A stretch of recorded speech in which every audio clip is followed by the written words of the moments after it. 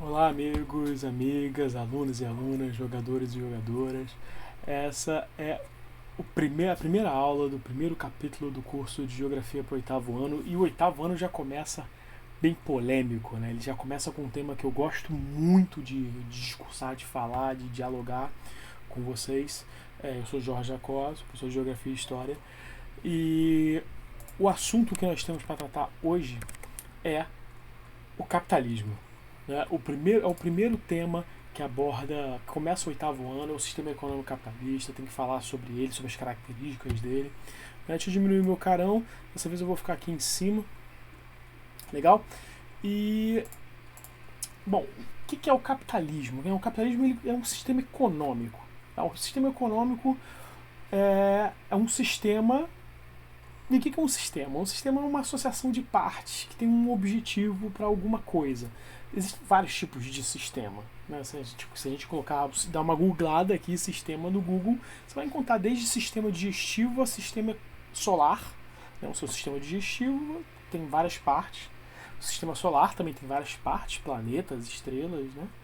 E o capitalismo é um sistema econômico, também é um sistema que tem várias partes, trabalham juntas. Né? O capitalismo ele surge a partir. Bom, aí varia muito de teórico para teórico, né? Mas alguns teóricos dizem que ele surge aí com o fim do feudalismo, que era um outro sistema econômico. Né? O feudalismo, durante todo o período pré-moderno, né? Ele tinha outras premissas, e o capitalismo, que é o que nós vivemos hoje, aqui no Brasil, é um país bem capitalista. Ele tem outras premissas, umas premissas diferentes dessas premissas pré-modernas, feudais. Né? Então ele foi substituindo o feudalismo, como aqui a gente está aqui no livro, né, e se expandiu para o mundo inteiro, globalmente.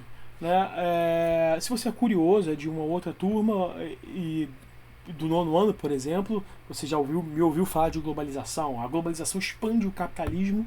E o aluno do oitavo ano tem que saber isso também. Que a globalização que a gente está vivendo atualmente, ela está expandindo o capitalismo a limites inexoráveis, assim, que nunca foram vistos antes, nunca foram previstos por esses mesmos teóricos que a gente falou agora, nunca foram previstos antes, né?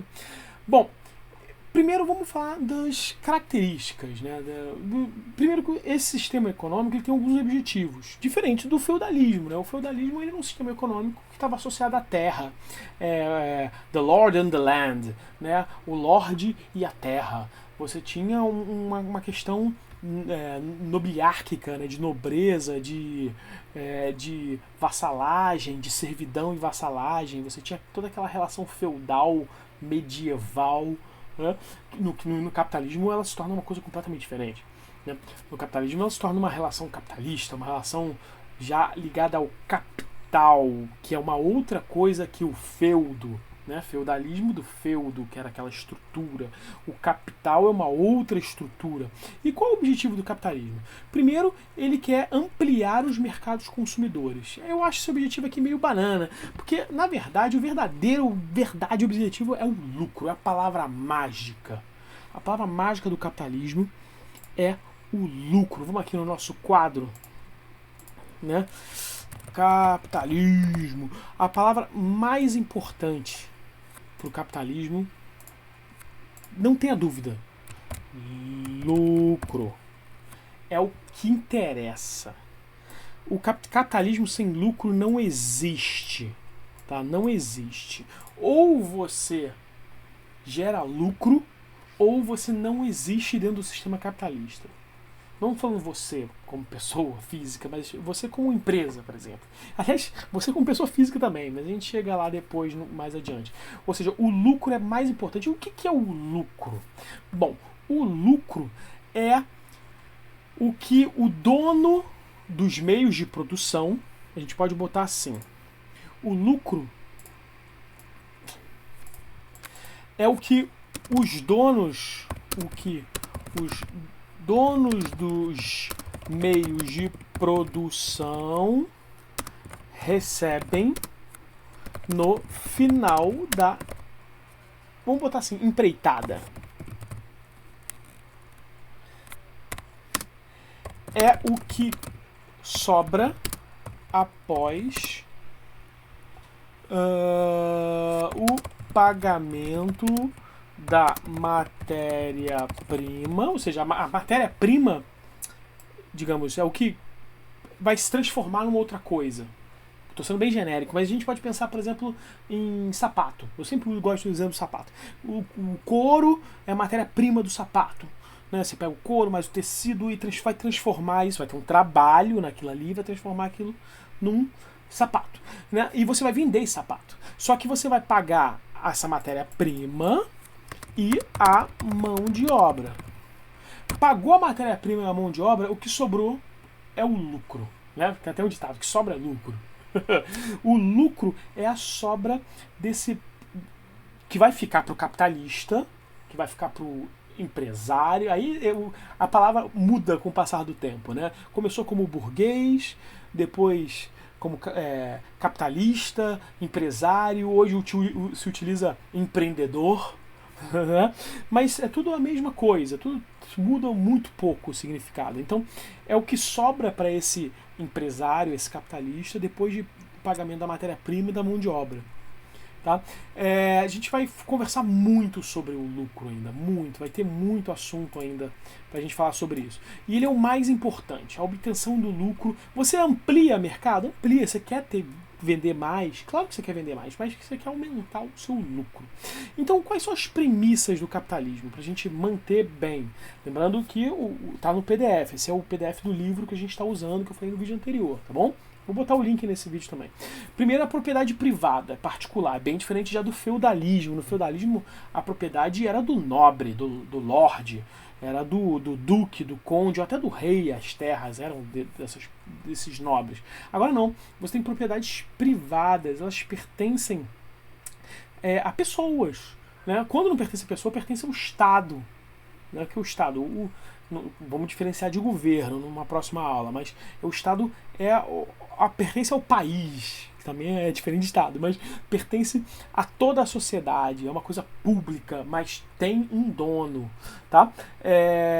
E as terras e os meios de produção têm donos.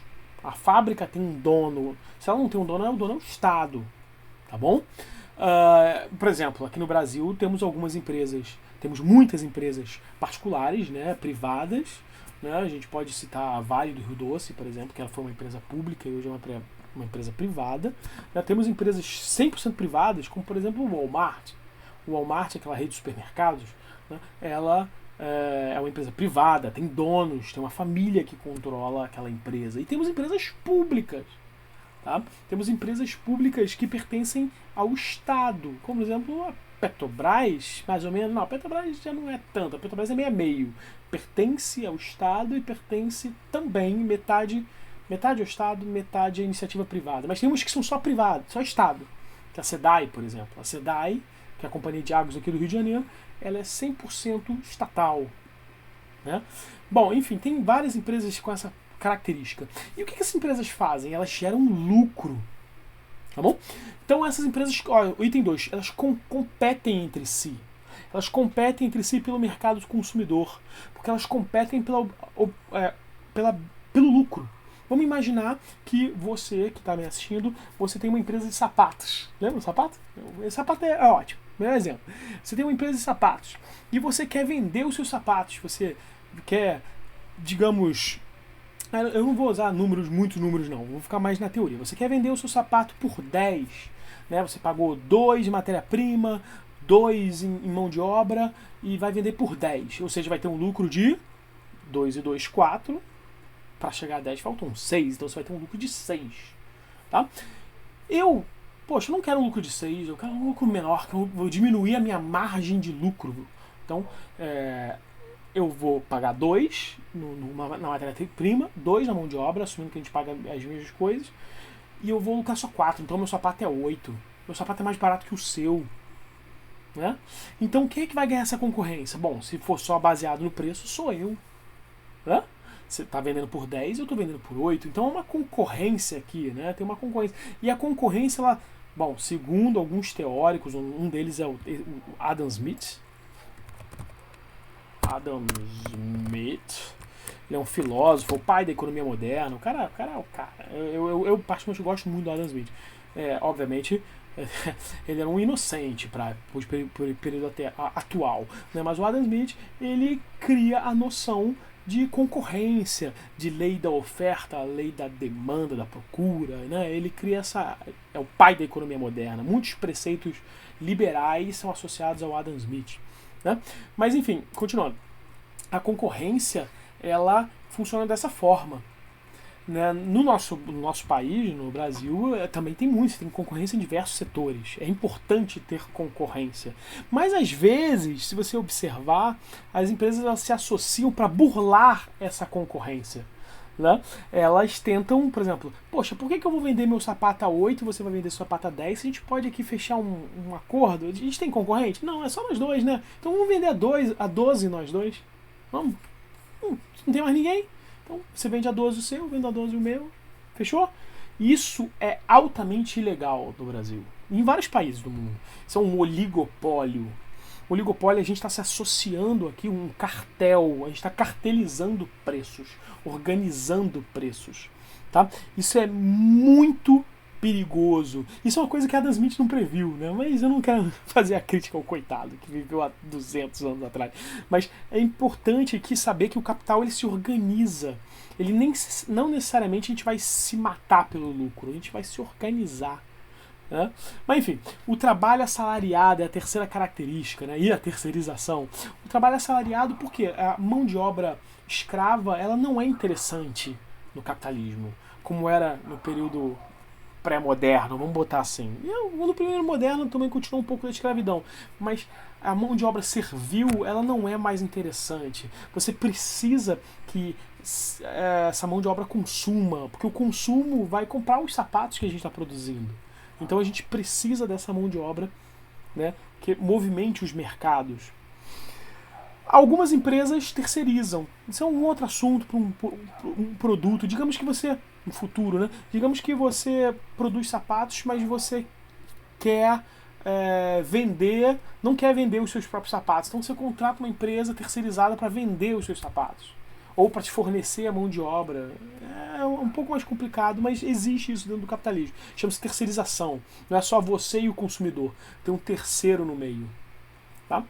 Lei da oferta e da procura, a gente falou aqui do Adam Smith. Isso é interessante, eu vou ser bem rapidinho, porque se eu for falar muito de lei da oferta e lei da procura, a gente vai ficar uma hora aqui falando.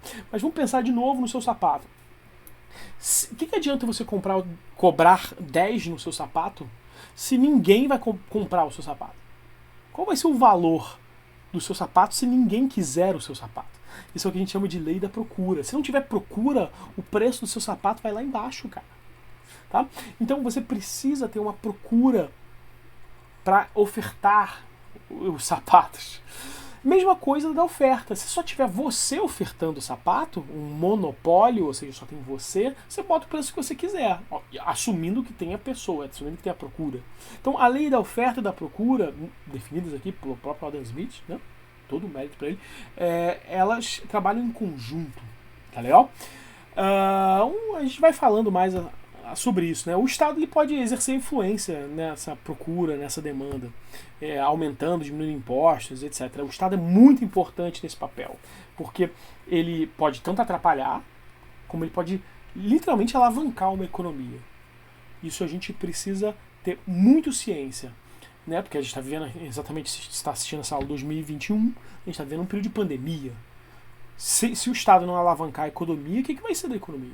Né? A gente tem que pensar sobre isso, porque entender o sistema capitalista significa poder ver aquele invisível que eu falei algumas aulas atrás, entender como funciona a nossa realidade. Isso um aluno de ensino fundamental precisa começar a fazer. Tá? Então, o capitalismo ele é caracterizado por períodos de expansão e contração também. Além de ter todas essas características, esses 4 aqui que eu falei aqui, né, e o seu objetivo principal é o lucro, ele tem momentos de expansão e contração. Bom, eu vou tentar desenhar aqui um gráfico. Deixa eu empurrar aqui as coisas aqui pro canto. Então, vamos dar uma olhada nesse gráfico aqui. Ó, ficou bem reto isso aqui, mas vamos tentar de novo. Ó, mais reto ainda. Agora vai, hein? Vamos imaginar um gráfico. O gráfico ele tem sempre 2 eixos. O eixo X é o de baixo e o eixo Y. O eixo X, que é esse eixo de baixo, é o eixo dos anos, tá bom? Eu vou fazer ali com espaços. E o eixo Y é a da crise, da expansão e contração. O capitalismo ele tem esses períodos de expansão e contração na sua história, né? Ele surge, como eu disse, com o feudalismo. Então, ele vai começar aqui mais ou menos, vamos botar uma data simbólica, 1500, tá? Descobrimento do Brasil. Mas, assim, não é só o descobrimento do Brasil. A gente pode associar também a era moderna, né? O surgimento da era moderna, que vem com o Renascimento, não só com as navegações, mas a gente pode botar esse marco. Ou seja, o capitalismo, com o início da era moderna e o seu surgimento, ele dispara, ou seja, ele aumenta as suas taxas de lucro das empresas que vão surgindo. É um período que a gente vai falar daqui a pouquinho. Tá? Com o passar do tempo, essas taxas de lucro vão diminuindo e vai chegar um período que a gente chama de período de crise. Que depois vai ter um outro período de expansão e depois um outro período de crise. Um outro período de expansão, um outro período de crise e assim vai. A gente chama esse gráfico de senoide. Ficou muito mal, horrível aqui, mas tudo bem. Mas serve para a gente entender. E se você vê, tentei fazer de propósito, as ondas entre expansão, né, do capitalismo e crise do capitalismo, elas estão encurtando. Quer ver?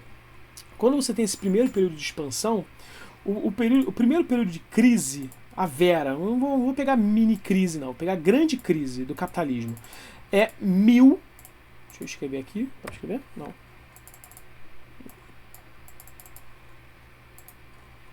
Quero escrever aqui dentro. Vou apagar e vou fazer de novo.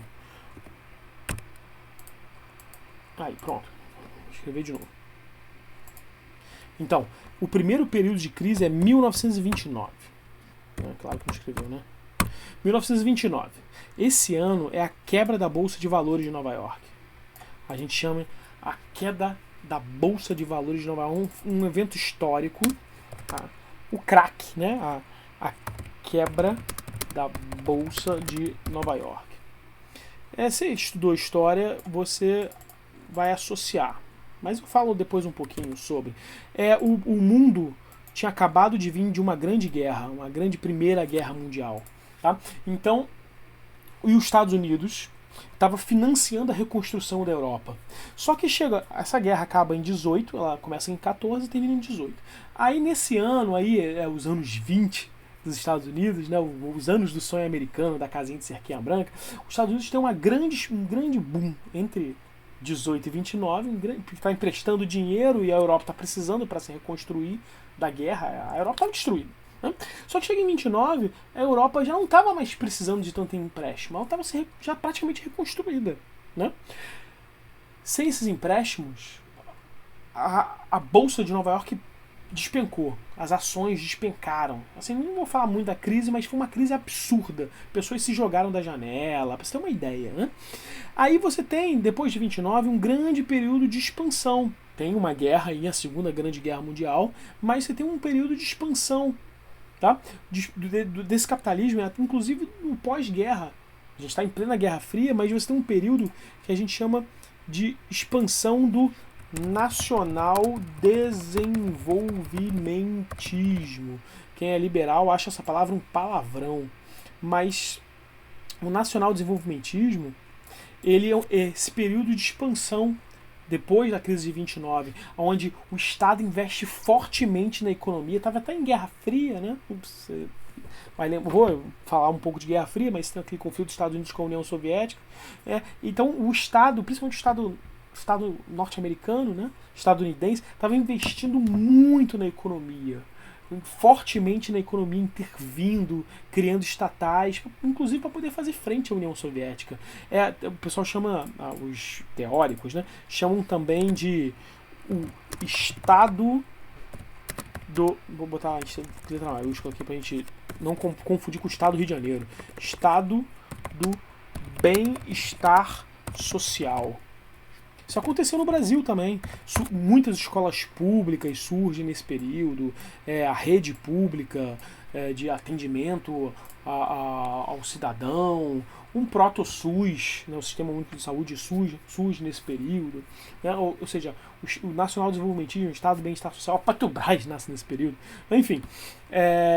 Só que aí você tem essa expansão do capitalismo, depois você vai ter outra crise, que é a crise, tudo bem, muito bem, o petróleo barato, gasolina barata, até 1973, com a crise do petróleo. O petróleo sempre financiou essa revolução, esse desenvolvimentismo, né? Ele financia esse desenvolvimentismo. Estava barato, o barril do petróleo era, sei lá, centavos. O litro de gasolina era centavos, o barril era poucos dólares, né? Imagina você chegar num posto de gasolina e encher o tanque do seu carro com 10 reais. Seria mais ou menos a metáfora hoje em dia. Era centavos a gasolina. Né? Só que em 73, esses países produtores de petróleo, que ficam todos aqui, ó, vou mostrar aqui no Google Earth, aqui, ó, vamos reconhecer aqui a América do Sul, os Estados Unidos, né, América do Norte, África. A maior parte desses países, grandes países produtores de petróleo, fica nessa região. Né, na Arábia Saudita, na Península Arábica. Tem um porquê, né, geográfico aqui. Eu lembro de um professor meu de geomorfologia, de geologia, falando que aqui tem uma placa debaixo da terra, né? Tem uma placa, uma grande peça de basalto, uma placa de basalto aqui nessa região que impede que o óleo que vem aqui por baixo da terra, ele se acumule nessa, como se fosse uma represa. Assim. Mas isso é um assunto para outra aula. De certa forma, na Península Arábica você tem uma grande acumulação de petróleo. Muito petróleo. Muito petróleo. E eles sempre exportaram petróleo muito barato. Só que aí chega em 72, 73, eles percebem, chegou, né? Chegou.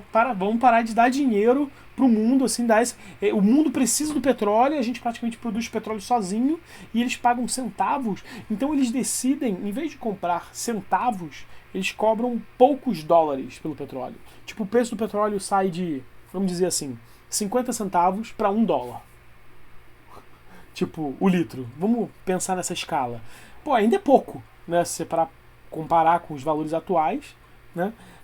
Eu vou melhorar aqui. Em vez de 10 centavos, 20 centavos. Duplicou o valor, mas ali na escala dos centavos. Pra gente, se a gente pensar assim, é pouco. Mas se você sair de 10 centavos para 20 centavos, você teve um aumento de 100% do dia para a noite. Isso fez economias quebrarem. O cara que pagava, sei lá, milhares em litros de combustível, ele teve que pagar 2 vezes isso. O cara não aguentou. A empresa, né, lembra da matéria-prima? Ele não pôde pagar isso. Então ele quebra. E aí você tem uma quebra de empresas em cascata. Ou seja, em 1973, 72, 73, né, a OPEP, Organização dos Países Exportadores de Petróleo, dá essa jogadinha. Tem um contexto geopolítico do porquê disso, tem a criação do Estado de Israel, foi uma resposta à criação do Estado de Israel, etc. Então você tem a criação da OPEP, a crise do petróleo, como essa crise do petróleo, essa crise, né, do capitalismo. Você tem um outro período de expansão, né, que aí é mais ou menos, a gente vai falar de década de 80, década de 90, aí você vai ter em 1990 uma outra crise, que é a crise das moratórias, a crise da dívida externa dos países subdesenvolvidos. Eu não vou entrar muito em detalhe para a gente não se perder muito, mas você tá vendo como é que as crises estão encurtando? Aí você tem um período de expansão, os anos 2000, né? E você vai ter uma outra crise, essa você vai até lembrar. Você vai ter uma crise nos anos 2000, que é a crise das .com. Não, você não vai lembrar que você não era nascido ainda, mas confia no Jacó, confia no professor. Nos anos 2000, você teve aquele boom de empresas da internet, várias empresas surgindo e tal, e nenhuma delas tinha lastro. Às vezes surgiam empresas e as pessoas investiam na empresa e a empresa não fazia nada de útil. Né? A crise das .com. Depois dos anos 2000, você vai ter uma expansão de uns 10 anos e outra crise em 2008 do subprime, né? Nos Estados Unidos, que foi... Ou seja, o capitalismo, ele vive de expansão e crise, expansão e crise, expansão e crise, expansão e crise, expansão e crise. Mas o que tem de diferente dos tempos atuais, contemporâneos, do século XXI, por exemplo, para as crises do século XX ou até anteriores? A gente tem esse fenômeno novo chamado globalização. A globalização, ela está acelerando os processos de expansão e crise do capitalismo. Tá? Essa é a grande diferença. Então a gente tem que entender que esses períodos de expansão e contração, eles são... Esse arquivo aqui, esse desenhozinho mal feito, vai ficar disponível para vocês. Eu boto o link para vocês baixarem também. Tá? Mas essa crise... faz parte, é uma característica do sistema. Tem vários teóricos que estudam essa senoide, esse gráfico, e eles chamam de nomes diferentes, etc e tal. Tá legal? Então, a gente precisa agora interpretar charges. Lembra que eu estava falando do papel do Estado na economia? Né? Então, quando está tudo muito bem, vamos dar uma olhadinha nas charges. A primeira coisa que a gente tem que fazer quando analisa charges, dou sempre a diquinha, é descrever. A primeira coisa que a gente faz é descrever, é uma habilidade importante. Ó, você vê no primeiro quadrinho, você vê que são a mesma pessoa, né? O primeiro quadrinho, parece que o gráfico está subindo, né? Se está subindo, tá bem, tá aumentando o lucro, né? E ele fala com a cara de raivoso, assim, basta a intervenção do Estado na economia, 3 pontinhos, ou seja, basta, ele não quer mais. Basta de quê? Basta, vou desligar, vou jogar Fortnite. Não, basta acabar. Eu não quero a intervenção do Estado na economia. Por quê? Ele está lucrando. Né? Aí no outro quadrinho, ele está com aquela cara de... A gotinha, né? O que é a gotinha? O que é a gotinha? Que ele está suando, né? Que ele está suando frio. Basta a intervenção do Estado na economia. Por quê? Olha o que está acontecendo com o gráfico. Ele está aumentando ou está diminuindo o lucro? Está diminuindo, né? Então, essa charge representa bem como funciona o empresariado, né? O capitalista, o empresário. Ele, quando está tudo muito bem, eu costumo dizer que o capitalismo, o empresariado, né? Principalmente o brasileiro, ele é meio que como uma criança adolescente, meio como você. Assim. Você que é um adolescente, você acha que você pode tudo. Pô, eu posso tudo. Mãe, eu posso tudo, mãe. Eu posso ir pra rua. Não preciso que você me diga o que fazer. Eu posso chegar a hora que quiser. Pá, né? Adolescente é assim, né? Então é aqui, ó. Aqui você falando isso pra sua mãe. Né? Porque tá tudo bem, tudo muito bom. Né? Mãe, eu faço o que eu quiser. Basta! Agora, quando acontece a besteira, quando acontece o problema, que você precisa da sua mãe, aí você chega como? Basta a intervenção do Estado na economia, né? Basta a intervenção da mamãe, né? Então o Estado é meio que como se fosse uma mãe. Né? Nessa visão, assim, nessa metáfora meio esquisita. Né? O capitalista, ele é meio como uma criança adolescente que acha que pode tudo, e quando acontece o problemão, ele vai para onde? Ele vai busca de intervenção, né? Ou seja, essa charge explica um pouco esse período de expansão e retração da economia. A economia só se expandiu porque o Estado interviu, né? No nacional desenvolvimentismo, na crise do petróleo, financiando, se endividando. Nosso Brasil se endividou muito aqui nessa crise do petróleo.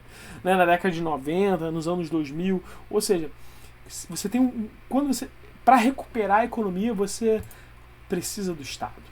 Mas isso é um outro assunto para um outro momento. Enfim, tá bom?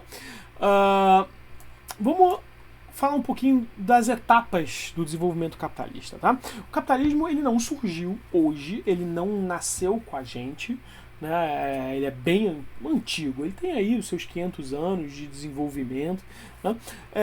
Ele tem aquelas características que nós falamos, mas uma das principais características dá pra gente ver nessa foto. Essa foto nem é no Brasil, essa foto é na Noruega, que é considerado um país bem desenvolvido. Para você que não sabe onde é que fica a Noruega ela fica aqui, ó. Noruega, Finlândia, vamos botar aqui, ó. Estilo mapa, exploração. Vamos lá, ó a Noruega. Aqui, a Noruega fica aqui, ela é um país escandinavo. Essa é a região dos vikings, né? Noruega, Suécia, Finlândia e Dinamarca, região viking. Né? A Noruega fica aqui. Se a gente chegar no Google Earth e abrir uma cidade da Noruega, vamos pegar aqui uma cidade qualquer. A língua norueguesa é uma língua meio difícil de reproduzir. Lembra quando a gente viajou com o Google Maps? Né? Vamos dar uma... Vamos largar o bonequinho aqui em Christeland. O que você acha que a gente vai encontrar? A gente vai ser uma cidade bonita, uma cidade feia? Ó. Tem ônibus. Então, ó, bonitinho. Até vazio, né? Uma bicicleta na rua, né? Ninguém rouba, ponto de ônibus, nada depredado. Enfim. É uma avenida, né? Mas enfim, não é isso que eu quero falar da Noruega. O que eu quero falar da Noruega, de volta aqui, a imagem. Essa é uma imagem da Noruega. De uma loja, né? Olha aí, tem umas pessoas andando na rua e tem o quê? Um morador de rua. Porque até na Noruega, por mais desenvolvida que seja, por mais, abre aspas, rica, eu prefiro o termo desenvolvida. Você tem essa desigualdade. Você tem pessoas morando na rua. Por quê? Porque faz parte do sistema capitalista. Não é natural. Uma coisa é uma coisa, outra coisa é outra coisa. Mas o sistema capitalista, ele cria. É uma das grandes características do capitalismo. É uma outra coisa que eu quero falar aqui, que não foi citada, é a desigualdade. Tem que ter desigualdade. O sistema capitalista, ele tem que ser desigual. Tem que ter ricos e pobres. Para ter pessoas ricas, é preciso ter muitos pobres. Tá? É óbvio que num capitalismo como o norueguês, o finlandês, né, o nórdico, você tem menos pobres e também menos ricos. Ou seja, ele é menos desigual. É só você parar para pensar. Você acha que tem... usa o seu bom senso. A gente pode sempre partir do bom senso. Onde vai ter mais pessoas morando na rua? No Brasil ou na Noruega? Entendeu? Responde essa pergunta. Você. Óbvio que dos dois países vão ter pessoas na rua, mas na Noruega vão ter menos. Por quê? Porque é um país que é mais desenvolvido. Ele desenvolveu melhor a sua economia. A gente vai chegar lá, diferenciar o que é um país desenvolvido e um país em desenvolvimento. Eu prefiro até o termo subdesenvolvido. Eu acho em desenvolvimento um eufemismo até meio feio. Mas então, a desigualdade, voltando, é uma característica forte do capitalismo. Tá? E a primeira etapa do capitalismo é o que a gente chama de capitalismo comercial. Tá? Essa bem aqui, próximo no nosso gráfico, seria mais ou menos aqui. Aqui até a quebra não, um pouquinho antes. O capitalismo comercial ele vai mais ou menos... Vai poluir um pouco o desenho, tá? Mas paciência. Capitalismo comercial. Ele vai até mais ou menos aqui o desenho, onde eu estou marcando aqui. Até mais ou menos aqui o século XVIII, quando vão surgir as primeiras indústrias. Tá legal? Fim do século XV, né? Até o século XVIII, metade do século XVIII.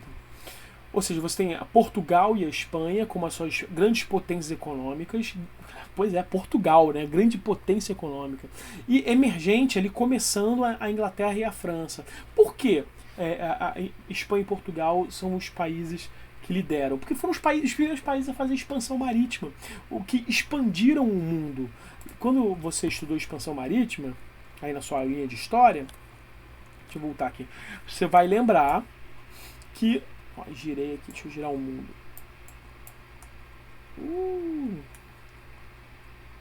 Então, o Portugal, que fica aqui, né, era um país que precisava, né, dar a volta, deixa eu tirar a exploração, dar a volta na África, fazer o périplo africano, né, dar a volta aqui no continente africano para chegar na Índia. Olha aqui a Índia.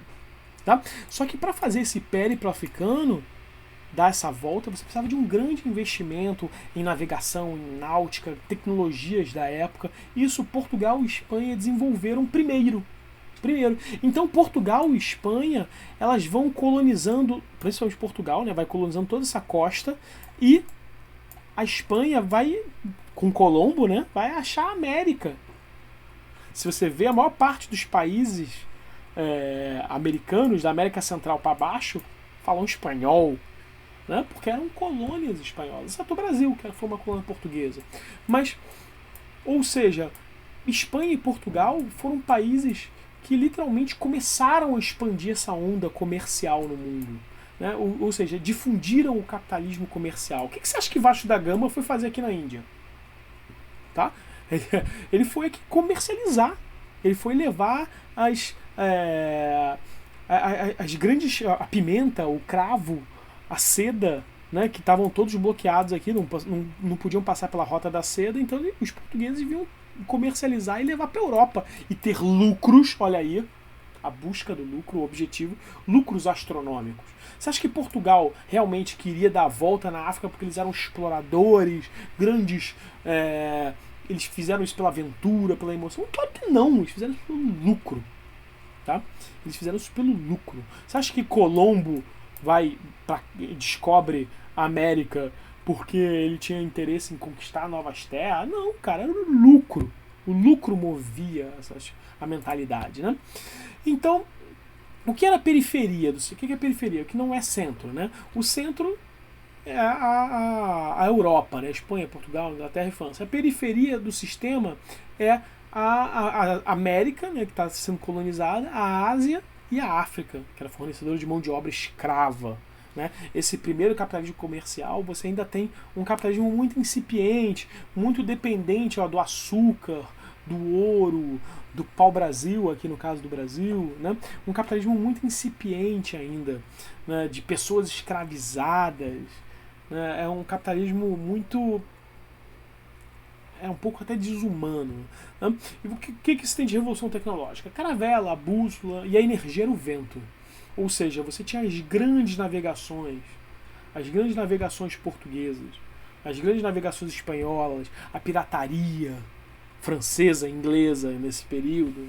Enfim, essa é o que caracteriza essa primeira fase do capitalismo, que vai mais ou menos até aqui o século XVIII. Tá bom? O gráfico não está em escala, obviamente. A segunda fase do capitalismo... detalhe, esse textinho aqui é muito legal, eu recomendo você ler. Ele fala sobre escravidão hoje, nos dias de hoje. Ele é sensacional. Tá? Era para ter acabado, né? Bom, enfim. O capitalismo industrial, ele começa no século XVIII. Aqui, ó, vou fazer um outro quadradinho. O capitalismo industrial. O capitalismo industrial,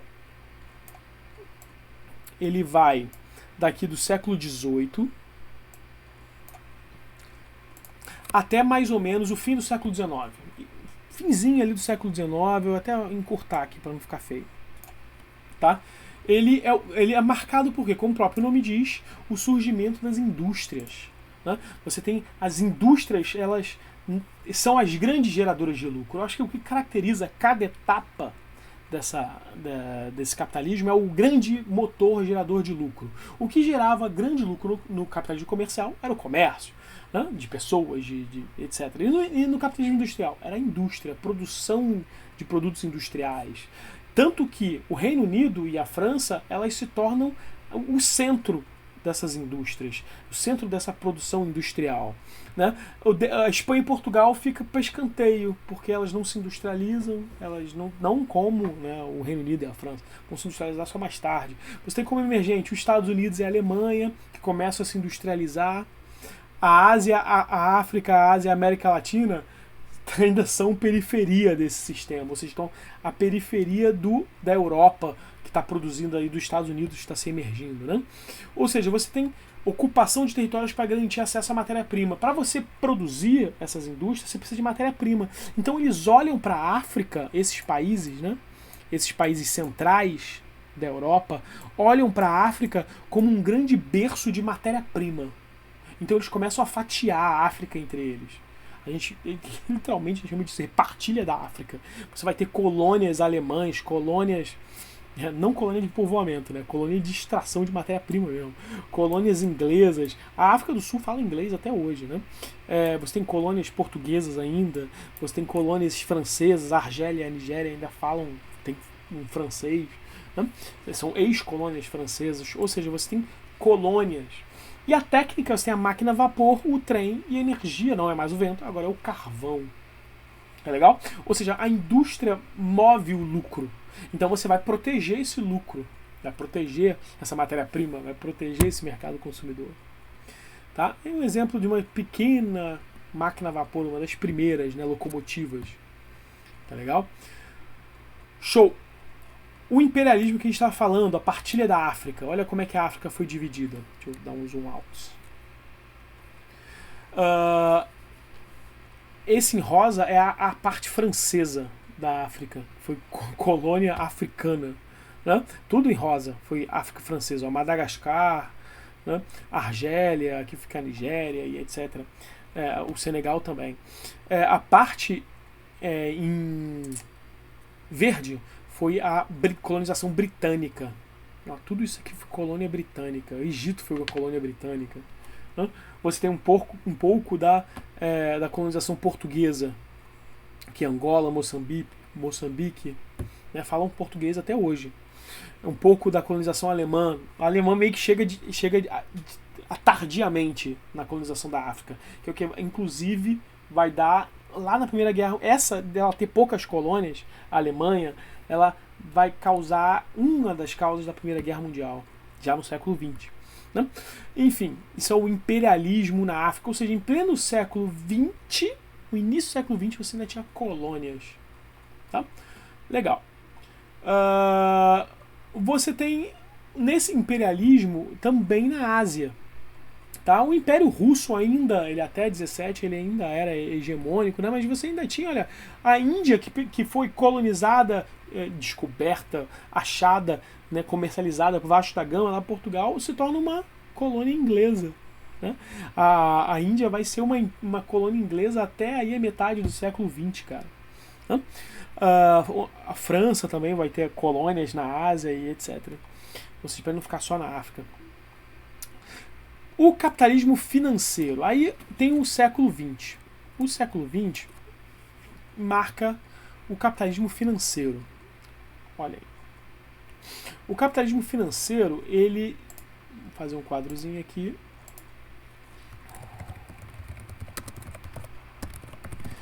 Ele tem um outro motor do lucro. Vou até aumentar, porque o capitalismo financeiro ocupou bastante. O capitalismo financeiro ele tem um outro motor do lucro. O que você acha que é o motor do lucro? Aproveitar que eu tirei da tela. Ele também é chamado de capitalismo bancário. Você tem uma nova lógica de gerar lucro. É a lógica do crédito. Ou seja, o dinheiro ele passa a ter preço. Ele sempre teve. Né? O banco já existia antes no capitalismo comercial, no capitalismo industrial. Mas ele nunca foi o principal motor do lucro. Nessa etapa do capitalismo financeiro, ele se torna o principal motor do lucro. Tá?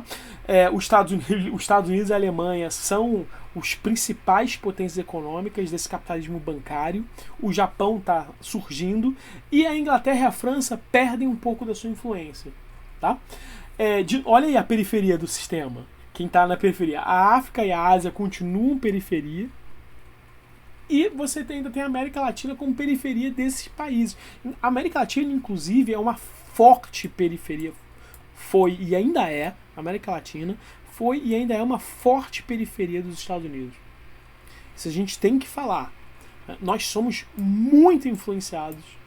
É só você ver como o nosso presidente reage ao presidente norte-americano, estadunidense. Né? É só você pensar, independente qual presidente for, cara. Pensa, olha como o nosso presidente reage perante ao presidente estadunidense. Pensa, independente se for o presidente de hoje ou o presidente do passado. Tá? Olha o nível de subserviência. Subserviência é de quase uma vassalagem, servidão. Então, como é que você tem o controle de territórios para garantir mercado e acesso a matérias-primas, minerais e agrícolas? A matéria-prima ainda é importante. Você tem o surgimento da soja, você tem a necessidade de minério de ferro, o petróleo, Né? Você tem o surgimento do automóvel, olha aí, o petróleo sendo necessário. Né? E você tem a bancarização da economia. Aviões, motores, o petróleo, a eletricidade, tudo isso, novas formas de gerar lucro. Tá? E a última etapa, que é a que estamos vivendo agora, é o que nós chamamos de informacional.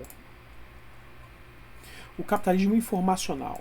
Não é que o banco não seja importante, não é que a indústria não seja importante, ou o comércio, ainda são, mas o capitalismo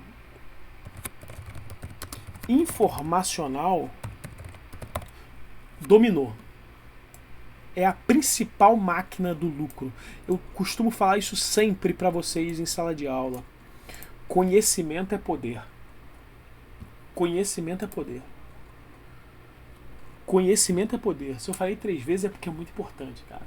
E poder é o que você quiser que seja. Se você quer dinheiro, ok. O conhecimento vai se reverter em dinheiro. Se você quer influência, o conhecimento vai se reverter em influência. Se você quer conforto, o conhecimento vai se reverter em conforto. Então, conhecimento é poder. E nessa etapa informacional, o conhecimento gera muito lucro. A ciência gera muito lucro. Os saberes geram muito lucro. Mais que banco. Mais que banco. Porque chega-se a uma conclusão que eu gosto muito de falar isso que eu vou dizer agora. Eu sempre repito. O banco acaba, o comércio pode dar prejuízo, a indústria pode explodir na guerra, mas o que você aprende, o conhecimento que você retém, ele fica para sempre com você. Ninguém pode tirar isso de você.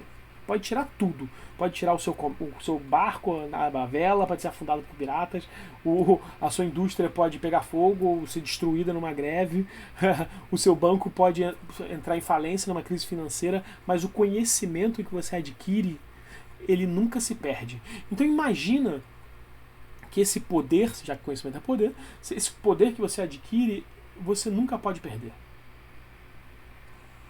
Complicado, né, cara? Complicado não, né? É bem simples. É a lógica do ET Bilu, né? Busque conhecimento. É a única coisa. É isso que você acumula e não perde. É uma coisa que o brasileiro tem que aprender muito ainda. Muito, muito, muito. A gente está numa etapa informacional do conhecimento, do capitalismo. Né? Os Estados Unidos, o Japão, a Alemanha ainda são líderes. Porque eles acumulam conhecimentos. Vê como esses países recebem os cientistas, inclusive brasileiros. Tem muito cientista que se formou aqui e vai para os Estados Unidos para ganhar dinheiro, porque aqui não dá dinheiro, ciência não dá dinheiro. Então olha como a gente trata o conhecimento. Você pode mudar isso, você está acumulando conhecimento para mudar isso. E surge um novo jogador, um novo player, a China.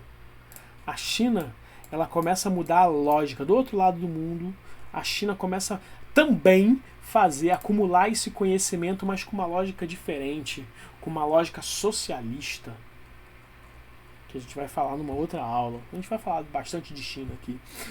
Você tem ainda da periferia, a África, a Ásia. Você vê que os países periféricos continuam sempre os mesmos. A emergência de subcentros capitalistas, como o Brasil. O Brasil, ele é uma periferia, mas é uma periferia com Madureira, assim, sabe? Então, quem não é do Rio de Janeiro, Madureira não é o centro da cidade, mas tem um comércio ali muito pungente. Não é o comércio do centro, não é o Saara, mas é um comércio muito poderoso ali. E o Brasil é a cara de Madureira nesse sistema mundo. Tá? Se os Estados Unidos é o centro do Rio de Janeiro, o Brasil seria a Madureira. Excelente metáfora, adorei essa. Criei agora. E você tem outros países que estão nesse subcentro, né, os BRICS, Brasil, Rússia, Índia, China e África do Sul. Infelizmente o Brasil nos últimos anos aí, você está vendo esse vídeo de 2021, nesses últimos anos aí, o Brasil arrumou um presidente aí que está querendo jogar a gente para a periferia da periferia. Mas enfim, a gente precisa repensar isso. Ou a gente vai para o centro, ou a gente vai ser subalterno, ser periférico. Olha aí, as principais potências, né? Você tem internacionalização da economia, lembra que eu estou falando aqui de globalização? Ó, a globalização, não esquece da globalização. A globalização surge em indústrias que elas meio que quebram essa lógica dos países. Ela quebra essa lógica dos países. Ela não tem mais fronteira. Se você parar para pensar, por exemplo, na Petrobras. A Petrobras ela não age só no Brasil. Ela tem investimentos em outros países. Também, que o foco dela é o Brasil. Mas ela investe em outros países. Vamos pensar numa multinacional como a Shell. A Shell é holandesa, né? Ela investe no Brasil, nos Estados Unidos. Ela investe em vários outros países. Estou falando aqui do ramo do petróleo, mas você pode pensar numa Nike de sapatos, de calçados. Que país é a Nike? A Nike é dos Estados Unidos, beleza. Mas então por que a indústria dela, a fábrica dela é na China e na Índia?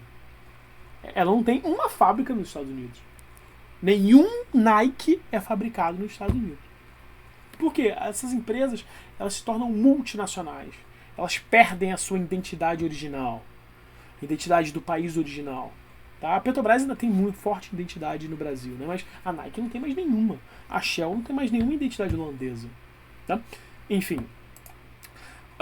E você tem uma revolução tecnológica, né? A internet. É curioso que os alunos eles olham para a internet como se ela sempre existiu, cara. Mas a internet é uma parada que surgiu ontem. Ontem. É difícil de imaginar um mundo de internet. Mas eu proponho um desafio para você. Fica uma semana sem se conectar na internet. Sem acessar seu WhatsApp, seu Facebook. Fica uma semana sem celular. Sem ligar um computador. Sem ligar uma TV.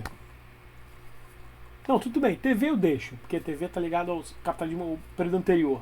Mas sem usar a internet, sem usar celular, cara, tu vai pirar. Você vai pirar. Mas se você quer entender como era, você precisa passar pelo processo. Não é simples, mas tá aí o desafio, tá? Bom, ou seja, o capitalismo informacional está altamente ligado a essa que a gente chama de terceira revolução industrial, tá? A revolução tecnocientífica. E olha, as desigualdades continuam. Elas não somem. Elas não somem com o desenvolvimento do capitalismo. Na verdade, com o desenvolvimento do capitalismo, elas parecem que se acentuam. Elas aumentam, se elevam. Você tem cada vez países mais desenvolvidos e cada vez países menos desenvolvidos. Parece que a distância aumenta. E dentro desses países menos desenvolvidos, como o Brasil, parece que a desigualdade aumenta também. O rico fica mais rico e o pobre fica mais pobre. Né? Bom, pelo menos são os que dizem os estudos. Tá? Aqui é na Índia. Aqui, ó, Bangalore, na Índia. Você tem um prédio de uma universidade, de uma empresa, eu acho. Né? Uma empresa estadunidense, uma multinacional na Índia. Pode ser a Nike, por que não? E você tem um subúrbio indiano. Né? Olha como é que a gente meio que se reconhece. Não parece com a região próxima da nossa escola? Tá? Subúrbio do Rio de Janeiro. Tá legal? Então, com esse capitalismo financeiro, né, você tem, depois da Segunda Guerra Mundial, você tem, surgem instituições econômicas para tentar articular a relação dos países. A ONU, o Banco Mundial, o Fundo Monetário Internacional. Eu não vou entrar muito nisso não, porque eles merecem assuntos sozinhos, tá legal? Tem inclusive um texto aqui do Fundo Monetário Internacional, tá legal? Vamos finalizar aqui. O capitalismo é complexo. O capitalismo ele é muito complexo. Ele é tão complexo quanto essa imagem aqui. Essa imagem de Bangalore. Ele é complexo, mas você tendo um carinho para observar e ver o que não pode ser visto, você começa a compreender. Você vê que existem repetições, as coisas se repetem. Você vai ver que essa imagem da desigualdade, ela se repete. Porque é uma característica do sistema. O sistema capitalista tem a desigualdade como a sua principal característica. Parece que, a impressão que eu tenho, né, fica mais na impressão, que para você ter mais lucro, você precisa de mais desigualdade. Tá? E a gente precisa começar a se perguntar, poxa, precisa ser tão desigual assim? Precisa gerar tanto lucro assim? Né? Será que isso está fazendo bem? Lembra quando eu falei nos vídeos anteriores? A gente precisa saber fazer as perguntas. Tá legal? Então vamos finalizar. Já deve estar enorme essa aula. Foi ótimo, foi cansativo, mas tamo junto. E último recado, mantenham-se curiosos. Valeu, galera.